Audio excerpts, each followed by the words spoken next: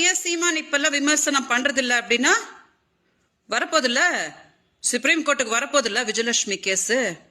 எப்படி பண்ணுவாரு? விஜயலட்சுமிக்கு வழக்கறிஞர் கிடையாது, அதனால இந்த கேஸ் தானா சுப்ரீம் கோர்ட்ல டிஸ்மிஸ் ஆகி போயிடும் அப்படின்னு தான் சீமான் கணக்கு போட்டாரு. என்னைக்கு என்னோட வழக்கறிஞர் போய் கோர்ட்ல நாங்க விஜயலட்சுமிக்காக வாதாட போறோம் அப்படின்னு சொன்னாங்களோ, அன்னைக்குதான் சீமான் ஓடுனது ஸ்டாலின் சார் வீட்டுக்கு. 1000 தான் இருந்தாலும் நம்ம எல்லாம் பங்காளிங்க, உங்க எதிரிய நான் பாத்துக்கிற விஜய நல்லா அடிக்கிறேன், என்னைய கொஞ்சம் பார்த்து அடிங்க சுப்ரீம் கோர்ட்ல அப்படின்னு போய் பம்பிருப்பான். இது கூட உங்களுக்கு தெரியலையா?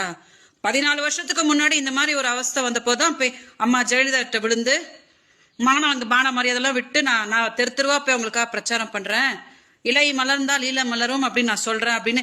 இன்னைக்கு வரைக்கும் அந்த ஈழம்ன்றது மலரவே இல்லை. இதை யாரும் சீமான் கிட்ட கேட்டதே இல்லை. சோ சீமான் என்ன தெரியுமா, விஜயலட்சுமிய கூட்டிட்டு வந்தது